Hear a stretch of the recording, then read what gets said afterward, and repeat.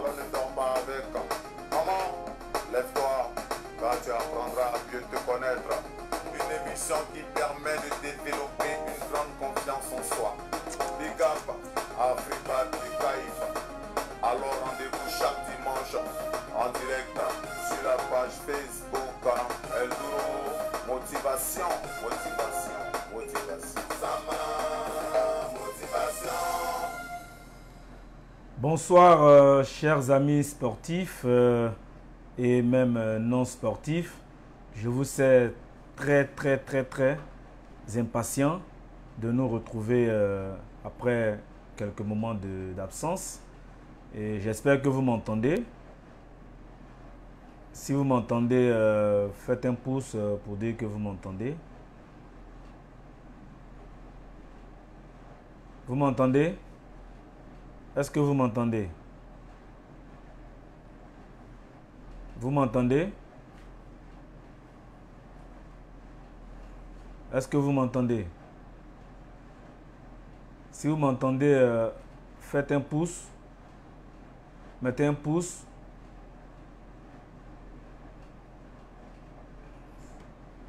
Si vous m'entendez, mettez un pouce.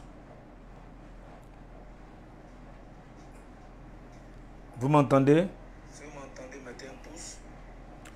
Ok, on dirait que le son est bon. Hein? Je pense que le son est bon. Vous m'entendez? Le son est bon. Nous allons commencer. Donc, chers amis internautes, comme je le disais, nous sommes là pour la séance qui n'avait pas pu avoir lieu le dimanche dernier, pour des raisons indépendantes de notre volonté. Et comme Dieu de miséricorde sait faire les choses, nous sommes là ce soir pour rattraper ce qui semble pour l'humain perdu.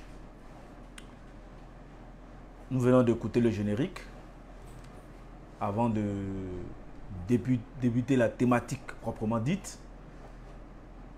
Au nom de la team El Duro Motivation, nous souhaitons une bonne fête du travail à tous les travailleurs du monde, à toutes les personnes en quête de travail. Aussi, nous profitons à l'avance pour souhaiter une fête, pour ne pas dire une très bonne fête de Ramadan à tous les musulmans du monde entier.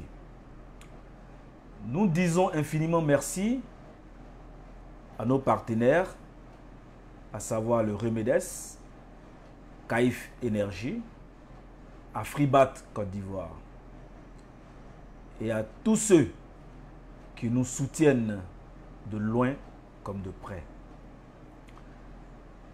De plus, nous disons un prompt rétablissement à tous les malades. En l'occurrence, un de nos camarades, Zid, dit Steji. Et apportons également notre compassion aux familles de nos disparus. Nous avons perdu un des nôtres, du nom de M. Tago Zawi, communément appelé, ou bien appelé par nous tous le Nyankamounien. Voilà, ceux qui savent, les initiés connaissent le Nyankamounien. Voilà, donc vraiment que son âme repose en paix. Enfin, nous rappelons que la date anniversaire, la date limite d'inscription pour notre fête anniversaire qui aura lieu à la forêt du Banco le 8. À cette date-là, du 5 mai, nous allons clore toutes les inscriptions. Donc, il est maintenant conseillé, indiqué à tous ceux ou celles qui veulent effectivement prendre part à cet événement, qui pour nous est un événement important, de se signaler dès maintenant et pour que nous aussi, nous puissions prendre nos dispositions en termes de... Nous puissions prendre nos dispositions en termes de rafraîchissement, en termes de gadgets, en termes de vraiment tout ce que nous pouvons faire pour la participation de nos camarades venus de partout, peut-être que des gens que nous ne connaissions même pas, qui seront sûrement là. Donc à cet effet, nous allons écouter un peu le générique. À cet effet, nous allons écouter le générique déjà pour que... Voilà. Ok. La team Eldoro Motivation organise la 3e édition du marathon dénommé la Marche pour la Santé, lieu le Parc National du Banco. Une date, le dimanche 8 mai 2022. Pour valider votre inscription, veuillez appeler le numéro suivant, le 05 46 54 84 18. eldoromotivation.com. Date limite des inscriptions, le jeudi 5 mai 2022. En bonus, plusieurs lots à gagner et un cocktail dînatoire sera offert gratuitement aux différents participants.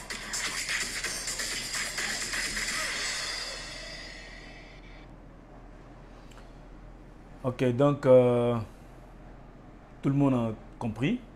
À partir du 5, tous ceux qui ne se seront pas fait signaler, sachez que nous allons commencer, nous allons continuer. Et même si on a 10 personnes, sachez que ça sera un honneur. Si on a 5 personnes, ça sera un honneur. Mais j'espère que ceux qui tiennent à leur santé, des personnes qui tiennent à leur santé feront tout pour venir participer à cet événement-là. Donc en ce qui concerne notre présence sur ce plateau ce jour, c'est développer tous ensemble cette thématique qui concerne notre façon de vivre. Et la thématique ici, c'est quelle importance accordons-nous à la vie? Oui, la vie, c'est ce tremplin dans lequel plutôt nous sommes. Et sachez que la vie requiert beaucoup d'importance. À chacun de savoir quelle importance cette vie-là a pour lui. En d'autres termes, on pourra aussi dire que représente la vie pour chacun de nous. Oui, que représente la vie pour chacun de nous. Donc, nous allons, dans notre grille de lecture, vous donner d'abord la définition selon notre paradigme, parce que sachez que la vie a une définition selon les paradigmes. Donc, selon notre paradigme, on va essayer de vous définir un peu ce qu'est la vie. Mais cette définition de la vie n'est pas personnelle. Cette définition de la vie, elle est d'abord scientifique, elle est religieuse, c'est-à-dire biblique, coranique. Pour ne pas citer tous les livres, j'ai pris seulement que ces deux livres saints. Comment les pessimistes voient la vie, comment les optimistes aussi voient la vie, et enfin, comment nous pouvons comprendre la vie de façon simpliste. Et ça, nous allons le décortiquer et ça sera la fin de notre thématique. Donc, sur ce, nous allons développer. Nous allons développer. Sachez que l'ensemble des organismes vivants, oui, l'ensemble des organismes vivants forment ce qu'on appelle la biosphère. Ok? Donc la biosphère, c'est tout ce qui englobe l'atmosphère, tout ce qui nous permet de vivre pleinement. Donc sachez que la présence de la vie sur Terre influence énormément la composition et la structure de la surface terrestre et de l'atmosphère. Oui. Par exemple, l'abondance d'oxygène dans l'atmosphère est directement liée à la présence de vie. Pour vous dire que tant qu'il y a de l'oxygène, tant que nous inspirons et expirons de l'oxygène, ça veut dire qu'il y a de la vie. Donc, sachez aussi que l'étude du phénomène vivant recoupe donc certains domaines d'études de la Terre elle-même, c'est-à-dire la géologie. Voilà, la géologie qui est l'étude du sol. Ok? Donc, sachez que la vie est aussi une notion empirique. Ça veut dire que chacun se fait une mentalité, une façon de voir la vie. Donc, c'est une notion empirique particulièrement importante pour les êtres humains, qui sont aussi les êtres vivants. Voilà, parce qu'il n'y a pas que les êtres humains qui vivent sur la planète Terre. Nous avons des êtres vivants et les humains font partie des êtres vivants. Sachez que ce complexe à circonscrire en une définition, on oppose en général au phénomène vivant la notion de mort. C'est deux bornes diamétralement opposées, mais qui s'attirent, qui parlent de vie, en général parlent de mort, qui est une matière inerte, voire brute. Selon ce point de vue, la notion de vie est associée à la durée s'écoulant entre la naissance et la mort. Au contenu éventuel actif, qui contient éventuellement des actifs et des passifs durant cette période. Ainsi qu'à l'approche harmonieuse de nos relations humaines. Ça veut dire les relations que nous tissons entre nous au quotidien.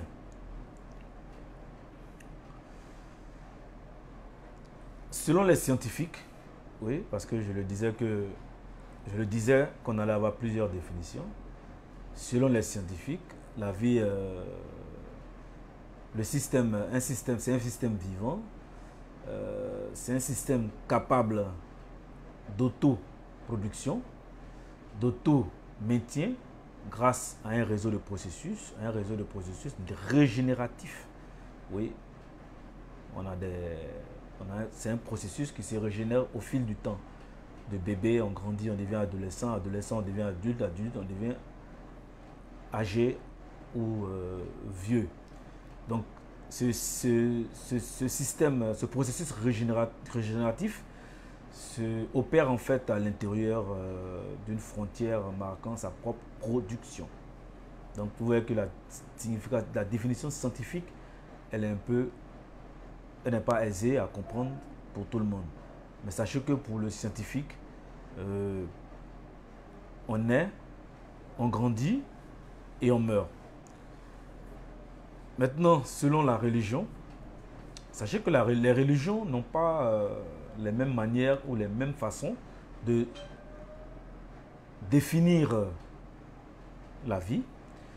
Nous allons prendre juste un passage de la Bible, un passage qui nous dit que le Seigneur modéla l'homme avec la glaise du sol, c'est-à-dire que la poussière. Il insuffla dans ses narines une haleine de vie et l'homme devint un être humain, un être vivant plutôt. Ça, c'est extrait du livre de Genèse 2:7. Donc, ça veut dire qu'il a pris la terre et à partir de la terre, il a soufflé dedans et nous avons eu la vie. Donc, la source, Genèse, livre de Genèse 2:7. Maintenant, selon le Coran, comme je l'ai dit, je ne vais pas prendre tous les livres saints, je vais m'arrêter à la Bible et au Coran. Mais dans la Bible, sachez qu'il y a d'autres définitions de l'homme, hein. Il y a d'autres définitions. Mais comme je ne veux pas venir faire ici une récitation de versets bibliques, j'ai pris une partie pour vous montrer que l'homme, Dieu a créé l'homme selon la Bible, en insufflant de la poussière, de la glaise du sol dans narine, et l'homme, et cet être-là a donné vie à l'homme que nous sommes. Selon le Coran, c'est plus complexe parce que sachez que l'existentialisme musulman repose sur la conception religieuse de l'homme qui, dans l'islam, est de nature angélique. Ça veut dire quoi? Je vais finir d'abord et puis on va décortiquer ce que ça veut dire. Elle est de nature angélique et avant tout spirituelle. Donc il est investi par Dieu, l'homme, je parle de l'homme, il est investi par Dieu d'une mission de vicariat sur terre, c'est-à-dire une mission noble sur terre. Donc dans le Coran, comprenez que c'est Dieu qui donne la vie et c'est Dieu seul qui la retire. Ça, c'est ce que le Coran nous dit. Le Coran dans le verset 39, 6. Donc, on nous dit également qu'il nous a créés dans le sein de nos mères, création après création, dans une triade de ténèbres. Donc, nous sommes venus des ténèbres, des fins fonds de nos mères, et c'est de nos mères que nous naîtrons. Maintenant, dans ce verset que je venais à vous donner, les phrases se succèdent à un ordre rigoureux, tout comme les lois de l'univers, et un réglage parfait. Le Coran dit encore, nous avons créé l'homme selon les meilleures propositions, meilleures évaluations. Donc, ceux qui connaissent mieux le Coran, ils sauront de quoi je parle. Donc, un verset également indique aussi, un autre indique que, ô être humain, comment peux-tu t'abuser à propos de ton Seigneur généreux, qui t'a créé, qui t'a constitué, équilibré, et t'a donné telle forme qu'il a voulu. Donc, c'est pour dire quoi? C'est pour dire que, selon la religion musulmane, l'homme est une créature divine. L'homme est une créature de Dieu. Donc, il vous a créé, il nous a créé comme il le veut et à la forme qu'il a bien voulu que nous ayons. Donc, sachez que ce n'est pas quelque chose d'aisé de vraiment définir la vie. Maintenant, quelle conception, quelles pensées se font les optimistes, les pessimistes plutôt. Voilà. Les pessimistes, c'est ceux en général qui ont un autre trait de personnalité, qui ont un esprit négatif de la vie en général. Donc, sachez que le pessimiste a tendance à percevoir ce qui lui arrive de façon sombre. Oui, il voit tout en noir. Donc, c'est le verre, comme on le dirait, c'est le verre à moitié vide que lui voit. Contrairement à l'optimiste, il a du mal à se projeter dans l'avenir de façon heureuse. Ça veut dire quoi? Lui, il voit tout en noir, il se dit perdant d'avance. Pour lui, il a perdu en fait le goût de la vie. C'est celui qui pense que les autres sont faits pour réussir et non lui. Nous sommes dans le cas du pessimiste qui pense que son âme au quotidien ne reflète que des ondes négatives et a des pensées absurdes. Donc, sachez aussi que le pessimiste, c'est celui qui sème la désolation autour de lui. Car, comme on pourrait le dire, il influence négativement son environnement par lui, sa façon de voir la vie. Donc, c'est quelqu'un qui a des tendances suicidaires, si on veut s'exprimer ainsi. C'est quelqu'un qui ne voit pas la vie comme cela aurait dû être. C'est quelqu'un qui empoisonne en fait son environnement, qui empoisonne tout ce qui touche à son environnement. Donc sachez aussi que le pessimiste, c'est celui qui refuse de passer. Ouais, c'est celui qui refuse de passer à l'action. C'est celui qui ne veut pas se donner. C'est celui qui refuse, pensant qu'il est né, lui, pour être un paria de la société, pour être un dernier de la vie. Donc pour lui, il voit l'échec dans toutes ses entreprises, il voit le noir partout, il est né pour échouer. Et ceci conduit en général à un état dépressif qui peut continuer avec des raisons de son malheur. Il y a des malheurs d'autrui ou du monde entier. Vraiment, il porte en fait le fardeau de l'humanité, mais en noir. Ok? Nous allons voir maintenant la vie selon l'optimiste. Oui, parce que quelqu'un qui est optimiste, en fait, c'est quelqu'un qui perçoit toujours la vie de façon positive et s'attend à de bons événements et à de la joie. Oui, c'est quelqu'un qui est heureux, qui prend tout de façon philosophique, qui accepte tout ce qui lui arrive en mal comme en bien. C'est quelqu'un qui a un impact sociologique vraiment positif sur son environnement. Donc pour lui, tout va toujours bien, rien ne va mal. Pour lui, il apprend au cours de sa vie à développer ce qu'on appelle l'estime de soi. Donc quand il se réveille tous les matins, il se dit « Ok, c'est une nouvelle journée, je suis heureux, ok, je suis au taquet, j'avance dans la vie. » Donc il peut rencontrer de mauvaises choses comme il peut rencontrer de bonnes choses, mais lui, c'est quelqu'un qui vit de façon à voir les choses positivement, contrairement aux pessimistes. Donc l'optimiste, en fait, c'est quelqu'un qui cultive une certaine sérénité.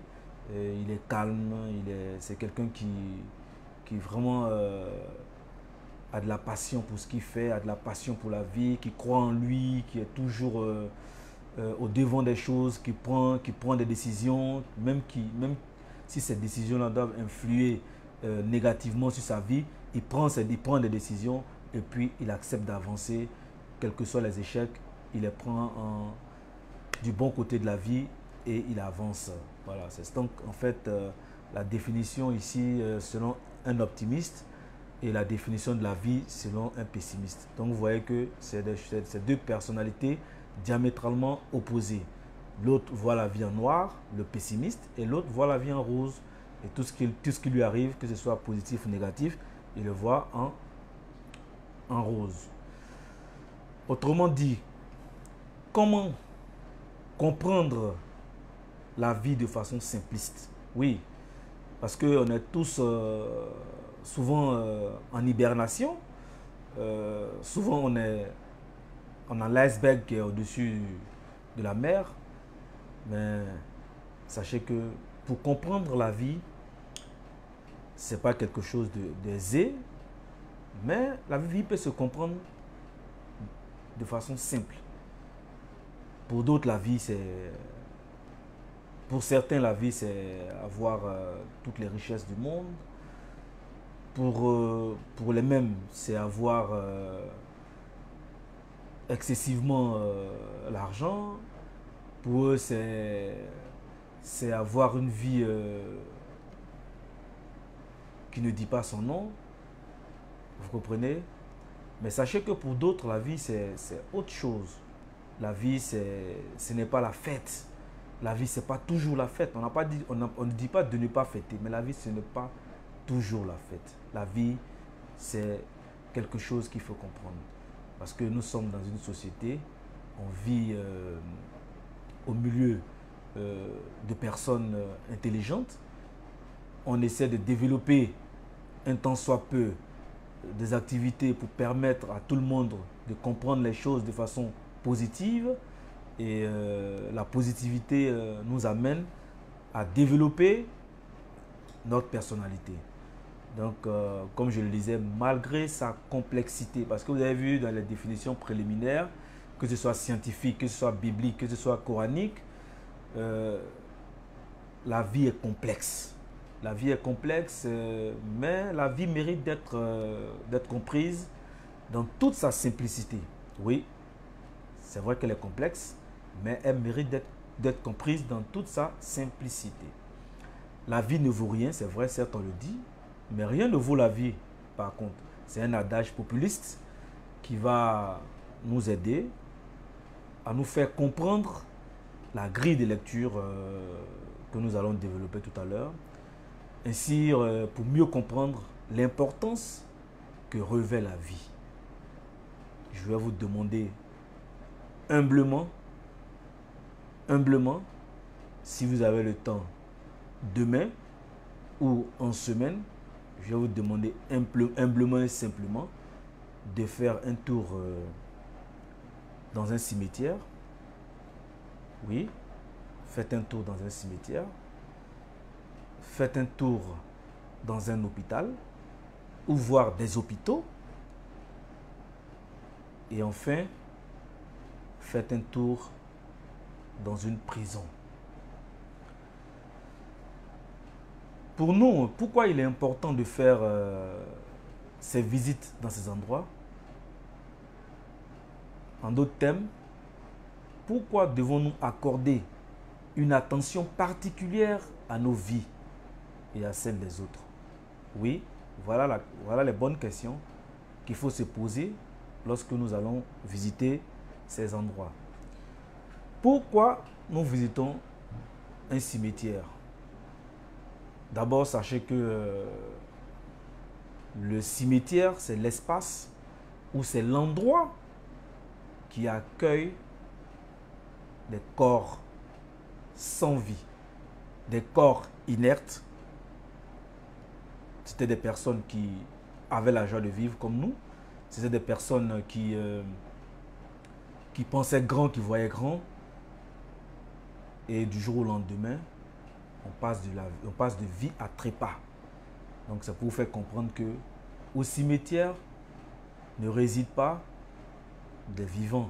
Au cimetière résident des hommes, des femmes, des enfants qui ont vécu avec nous et qui se sont retrouvés là-bas. Pas par leur gré ou pas par leur volonté, mais c'est la vie. Et sachez que la mort, c'est quelque chose qui nous effraie. La mort n'est rien pour nous, puisque nous existons. Pour nous, la mort actuellement n'est rien. Parce que la mort n'est pas là. Donc pour l'instant, nous vivons mieux nous vivons bien parce que la mort n'est pas là. Mais dès que la mort viendra, nous n'existerons plus. Donc sachez que la mort, c'est simple, c'est lorsque l'esprit quitte le corps. La mort, qu'elle soit précoce ou retardée, elle affecte toujours les familles éplorées. Tout le monde veut vivre et surtout bien vivre et le plus longtemps possible et en bonne santé. Mais hélas, ceux qui sont là-bas ont-ils fait le choix d'y être? Je pense que non. Ensuite, pourquoi nous devons visiter les hôpitaux? Sachez que l'hôpital, c'est une habitation, c'est une maison, mais pas une maison comme là où moi, vous et tous ceux qui vous entourent vivent. Ce n'est pas pareil. Parce qu'à l'hôpital, nous avons deux catégories de personnes. Nous avons les médecins et tout le Bataclan qui va avec, c'est-à-dire les infirmiers, les aides-soignants, les filles de salle, tout ce bloc-là. Nous avons un groupe et il y a le groupe des malades. Il y a le groupe des malades et c'est de ceux-là qu'il s'agit. Donc, comme je le disais, dans les hôpitaux, il n'y a que des personnes malades. Pour certains, c'est un passage, c'est temporaire. Mais pour d'autres, ça peut être une durée indéterminée. Souvent même des gens qui n'en sortent même plus vivants. La maladie, pour moi, est une période la plus cauchemardesque de notre existence. Oui, ça ne fait jamais plaisir de tomber malade. Mais tant que vous n'êtes pas malade, vous ne pouvez pas comprendre quelle est la chance que vous avez d'être en bonne santé. Ne serait-ce qu'un palu. Ne serait-ce qu'un palu. Lorsque vous êtes dans ces états-là, il est très difficile et vous enviez tous ceux qui sont en bonne santé. Donc, comme je le disais, c'est une période vraiment difficile pour chacun de nous. C'est dans la maladie que nous prenons véritablement conscience du plaisir que nous avons d'être en bonne santé. Oui, c'est lorsque vous tombez malade. Parce que quand tout va bien, oui, tout va bien. Mais lorsque vous tombez malade, ne serait-ce qu'une migraine, pour ne pas dire un mal de dents, pour ne pas dire un mal d'oreille, et j'en passe. Donc sachez que la première richesse, c'est la santé. Prenons soin de notre corps, de nos corps. Comme je le dis, c'est le seul endroit avec lequel nous sommes obligés de vivre. Toute notre histoire sur terre, c'est-à-dire que de notre vie à notre mort, nous sommes obligés de vivre avec notre corps. Donc nous devons prendre soin de notre corps. Beaucoup, nombreux parmi nous, négligent leur santé quand tout va bien. Mais ils ne la valorisent souvent trop tard. Que quand la maladie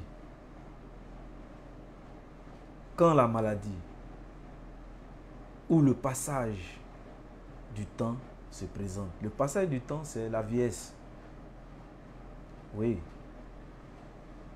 Donc, nous n'oublions jamais que notre santé est une possession la plus précieuse pour accomplir nos rêves, vos rêves, et c'est la clé de votre bonheur. Ayez comme objectif chaque jour d'avoir un esprit sain dans un corps sain.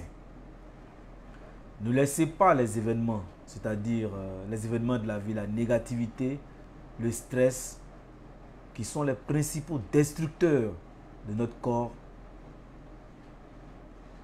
nous gagner. Et sachez que l'un des remèdes, ou pour ne pas dire les meilleurs remèdes pour ces différents maux-là, à savoir l'anxiété, le stress, la négativité, les pensées négatives, sachez que la pratique régulière du sport est un remède, mais aussi une bonne alimentation. Ces deux facteurs-là déjà peuvent nous aider à diminuer au maximum les différents malaises. Pourquoi je vous demande de visiter une prison? Parce que un prisonnier, aussi appelé un détenu, c'est une personne qui est privée de sa liberté, qui ne peut plus se promener librement comme il veut, c'est-à-dire comme vous et moi pouvions aller voir des amis, vous et moi pouvions sortir, on peut aller au sport, on est libre de nos mouvements. Lui, c'est quelqu'un qui est privé de sa liberté. Donc sachez que ces détenus-là sont dans une prison, dans un local aussi, mais qui n'est pas pareil à ce que nous avons. Parce que il est contraint de vivre dans une certaine, dans une surface qu'il ne peut dépasser, sauf injonction du juge ou de la maison d'arrêt. Donc, ça peut être, c'est ce qu'on appelle le camp des prisonniers, ça peut être des résidences même surveillées. Ce n'est pas forcément aller dans une maison de correction, mais ça peut être une résidence surveillée. Vous ne pouvez pas sortir, vous n'êtes plus libre de mouvement, vous êtes encastré plutôt, vous êtes encastré dans une maison. Donc, sachez que le prisonnier, c'est, pour ne pas dire un prisonnier de droit commun, parce qu'il faut faire la différenciation entre les différents prisonniers. Hein. Mais c'est que si vous êtes dans une prison, vous n'êtes plus libre. C'est cet aspect de liberté, en fait, que nous voulons faire ressortir. Vous n'avez plus votre liberté d'action. Vous êtes contraint de vivre dans une surface que vous ne pouvez dépasser. Donc, sachez que ce n'est pas un plaisir d'être en prison. Ce n'est pas un plaisir pour tous ceux qui sont dans ces états-là. Ils savent, ils connaissent l'importance de la liberté. Ils connaissent l'importance de la liberté. Donc, privation de liberté, privation de dignité, égale à prisonnier, égale à restriction dans un espace bien déterminé. Ok? Donc, à travers cette grille de lecture, nous voulons simplement vous faire comprendre que la vie, c'est quelque chose, c'est un bien précieux. C'est un bien précieux. Donc, sachez apprécier ce que vous avez. Sachez apprécier qui vous êtes. Sachez apprécier vos valeurs. Sachez apprécier la santé que vous avez. Sachez apprécier la bonne humeur autour de vous. Et pour cela, on doit retenir quelque chose de tout ce que je viens de dire. Dans la vie, c'est savoir pardonner son prochain. Oui, une des choses les plus difficiles qui est répétée dans toutes les religions, le pardon. Oui, il faut savoir pardonner. Quelque chose qui n'est pas facile, mais il faut y faire face. Apprendre à vivre avec les autres. Apprendre à respecter plus petit que soi. Oui, apprenons à respecter plus petit que soi. Que vous soyez chef d'entreprise, que vous soyez directeur, que vous soyez ministre, que vous soyez homme d'affaires, que vous ayez tout l'argent du monde. Vous ne savez pas quelle est cette personne-là qui va un jour vous sauver la vie. Il y a certaines personnes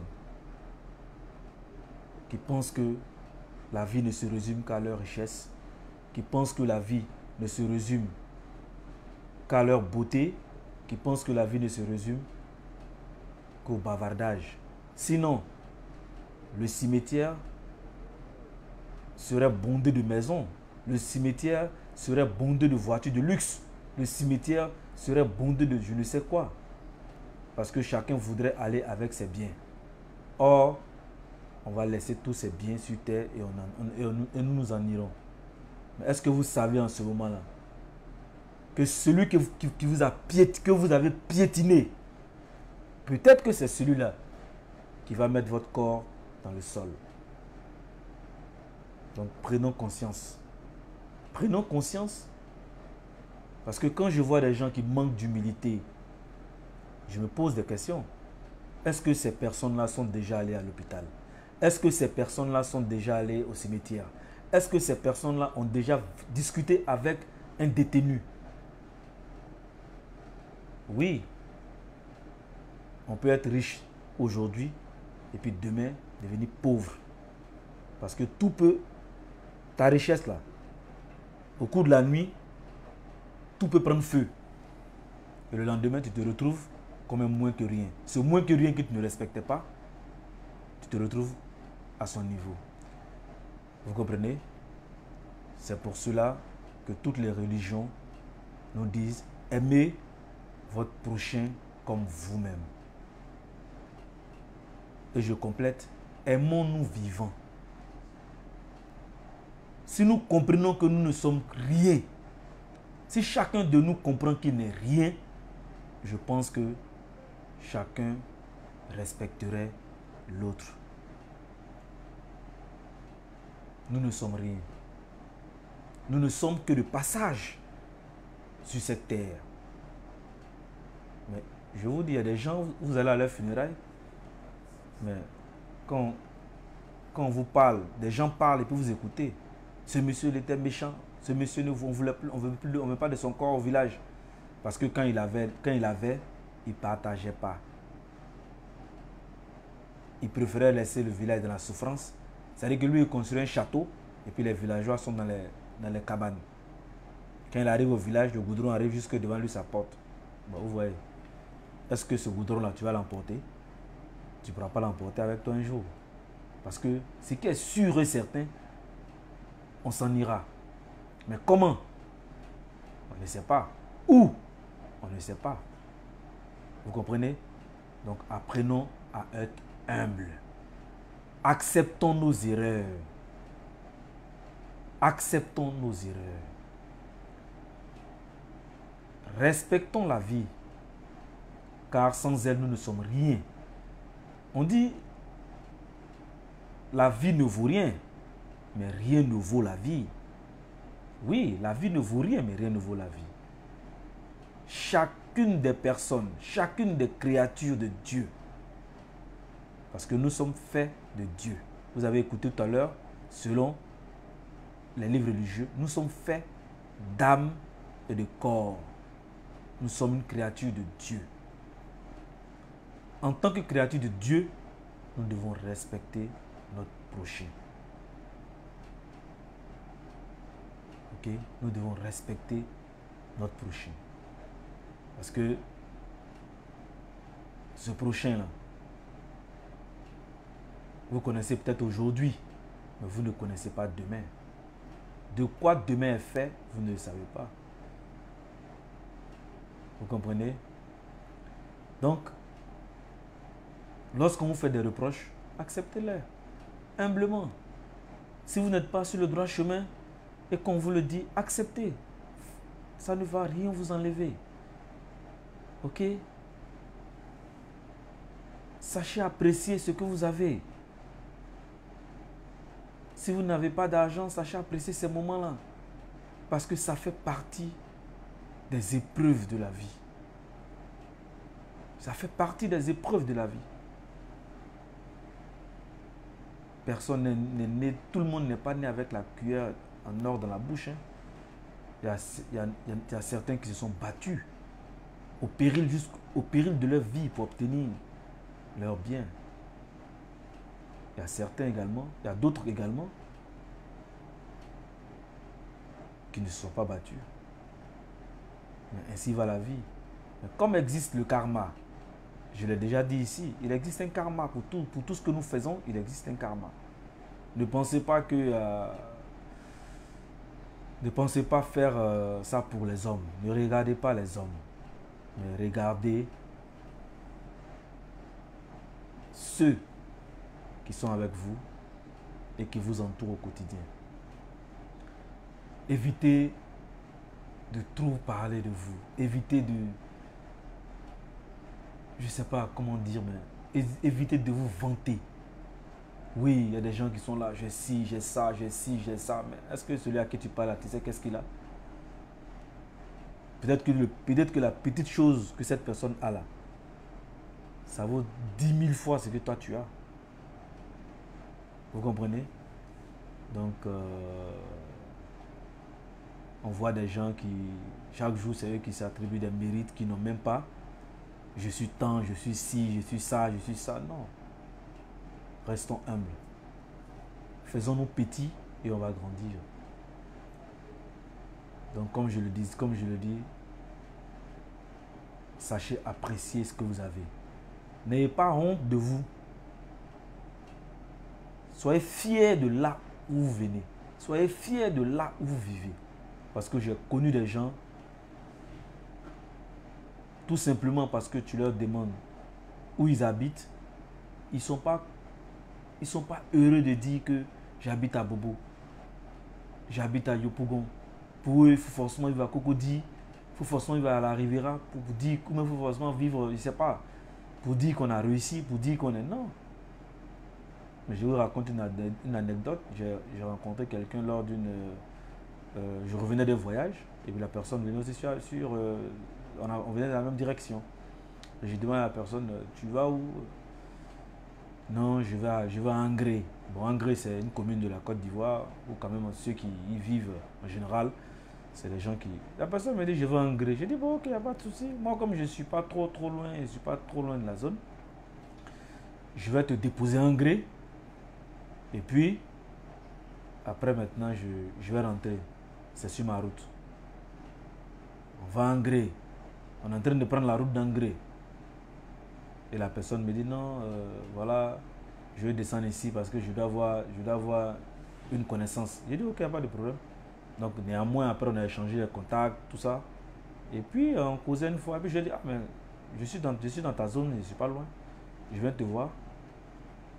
La personne me dit, non, bon, je vais te dire la vérité. J'ai dit, mais quelle vérité? Non, vraiment, je n'habite pas à Angré, mais je suis plutôt à Yopougon.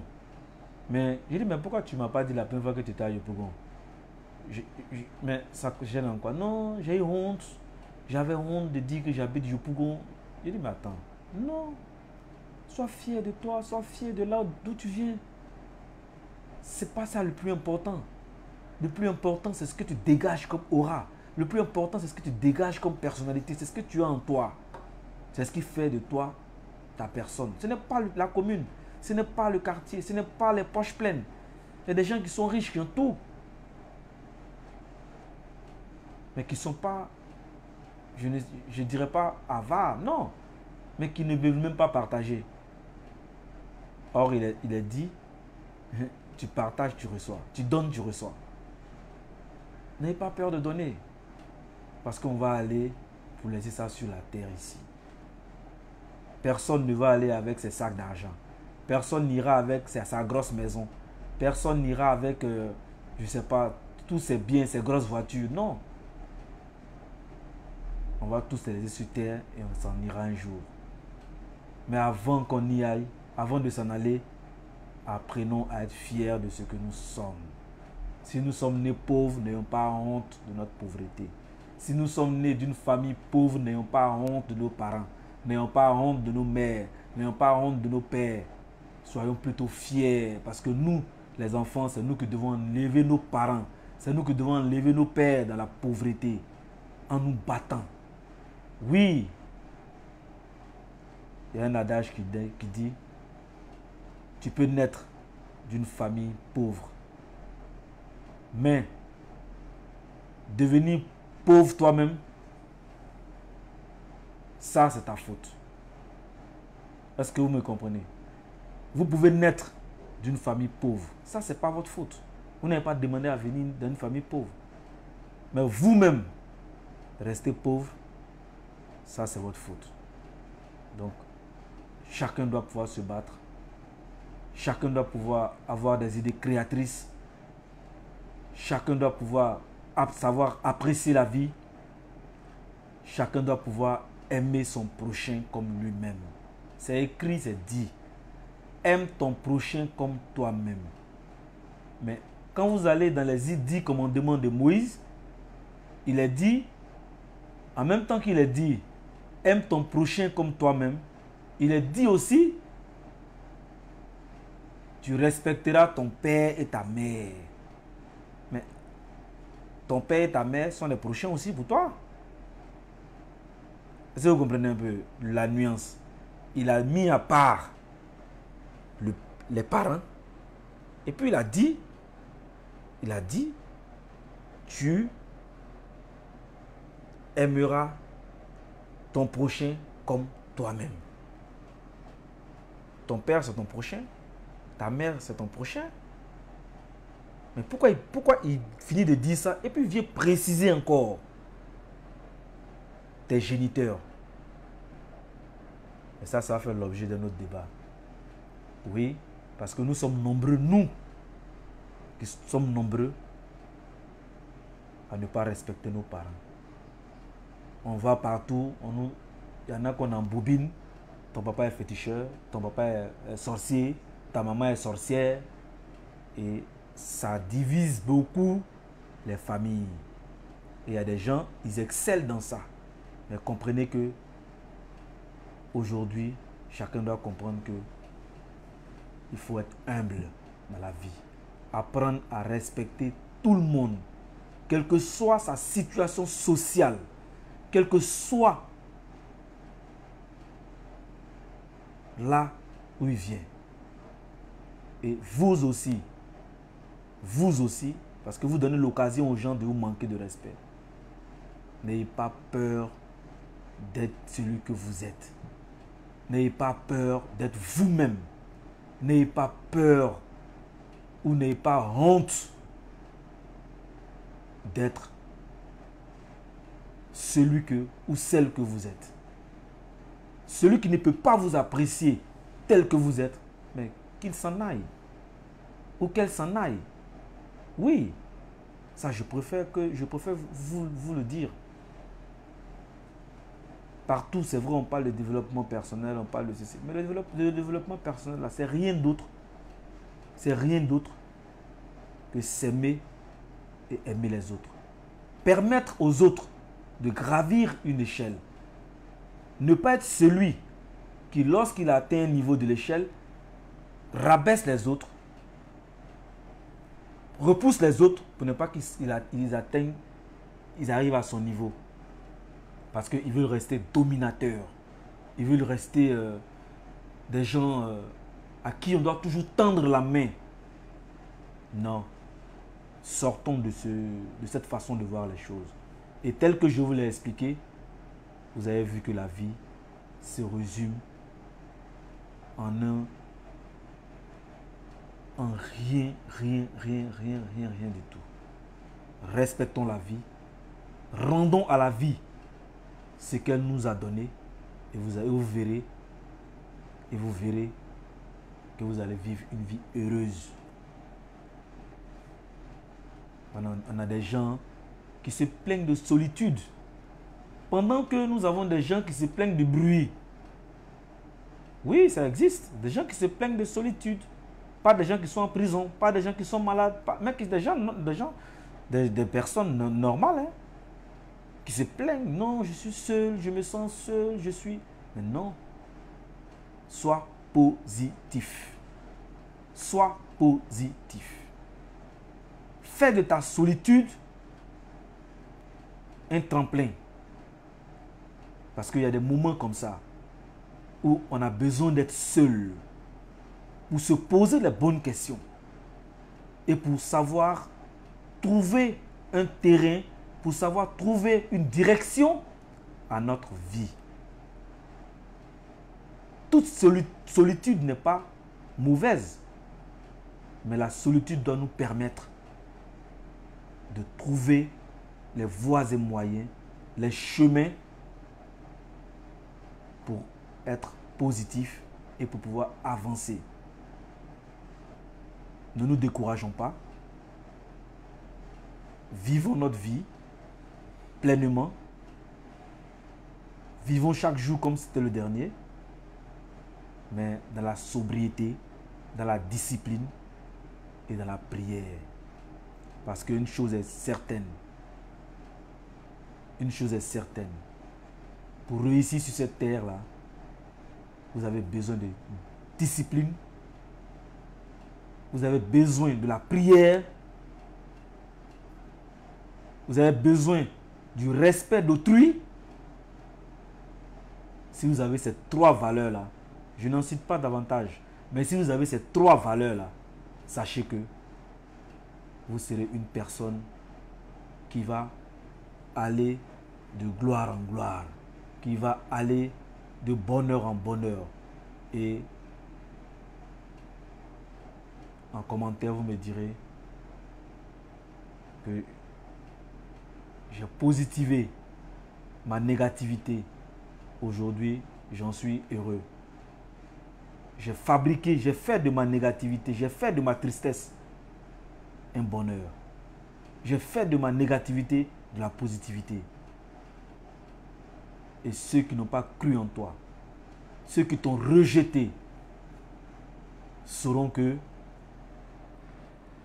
tu es quelqu'un qui a de la force. Et la première des forces, sachez qu'elle est mentale. Elle est mentale. Donc la force du mental. Restons forts parce que nous allons traverser tous des moments difficiles. Nous allons traverser des moments inattendus.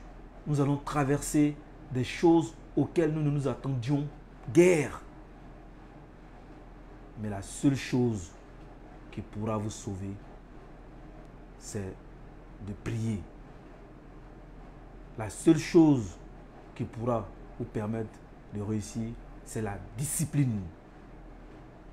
La seule chose qui vous permettra de réussir, c'est votre loyauté envers vous-même d'abord. Soyez loyal envers vous-même. Si vous n'êtes pas loyal envers vous-même, ce n'est pas évident que vous soyez loyaux envers d'autres personnes.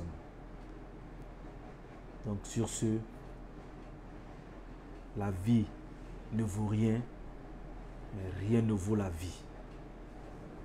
Donc cet enseignement de ce soir-là, prenez le bon côté ou le côté qui vous arrangera, mais sachez que nous sommes condamnés à vivre sur cette terre-là. Et pour mieux la comprendre, faisons un tour au cimetière. Nous allons comprendre que nous ne sommes que des tas de poussière. Faisons un tour dans les hôpitaux. Nous comprendrons que notre santé est la première des richesses que le Dieu Tout-Puissant a bien voulu nous donner.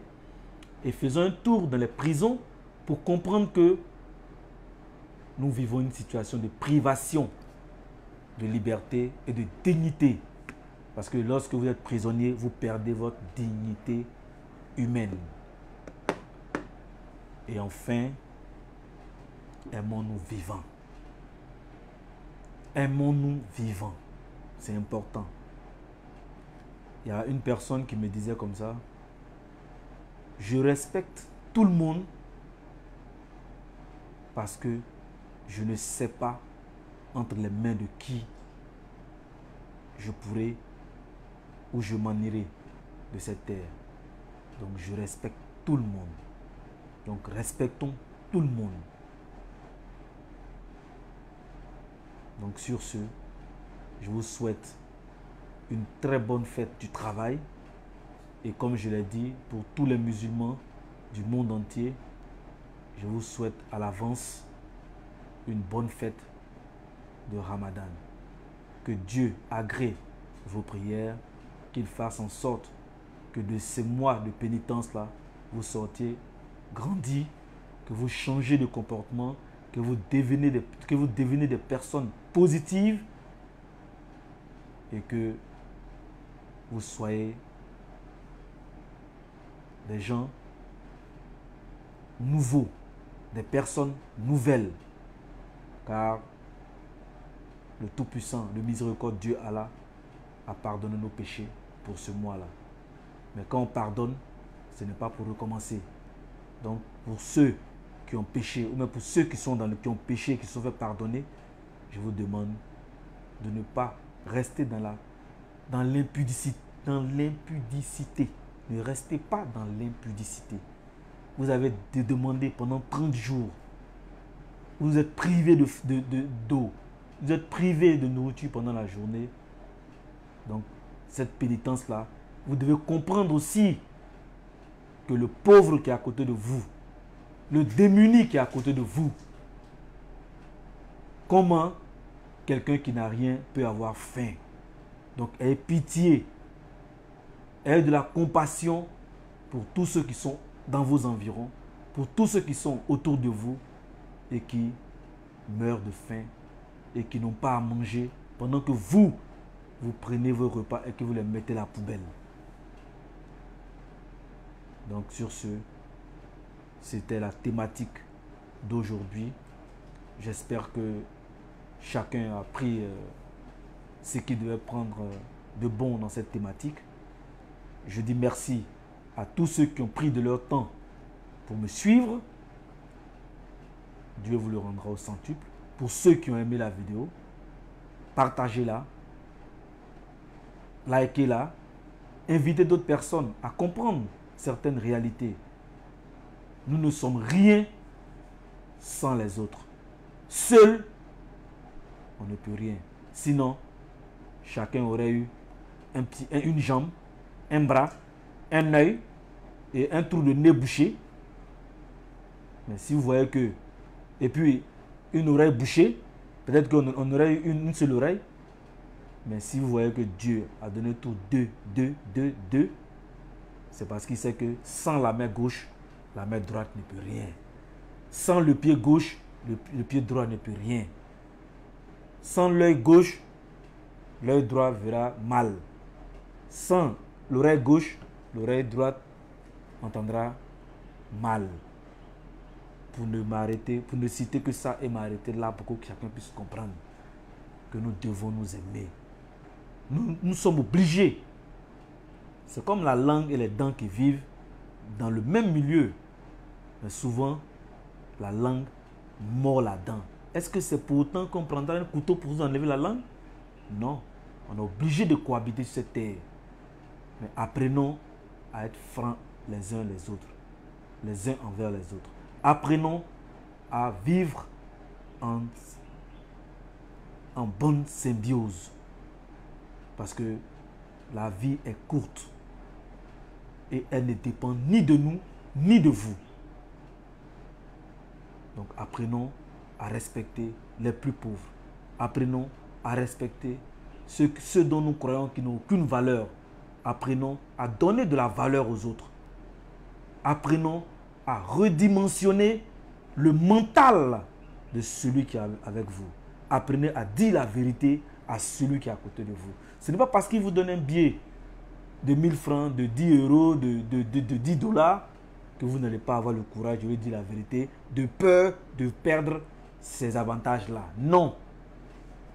Si vous dites, si vous prétendez que vous aimez celui qui vous donne ces sommes d'argent-là, la meilleure des façons, c'est de ne pas le voir en train d'aller sur le mauvais chemin, la mauvaise direction, et de vous taire. Ce serait être coupable de ce qui lui arrivera. Donc ne soyez pas des coupables. Silencieux. Exprimez-vous. Quand c'est pas bon, dites que c'est pas bon. Même quand c'est le chef, dites que c'est pas bon. Ne dites pas que non, c'est le chef, si je dis, il va me sanctionner. Non. Le chef, il sanctionne parce que son subordonné lui aura dit quelque chose dans le bien du service. Mais c'est que ce chef-là, il a perdu son titre de chef. Vous êtes chef parce que vous avez les éléments. Vous êtes chef parce que vous avez des employés. Donc respectez-les. Car sans eux, votre état de chef là, ça n'existera pas. Donc sur ce, bonne fête encore à tous les musulmans du monde. À tous ceux qui m'ont suivi, je vous dis God bless you. Et à dimanche prochain pour une autre thématique.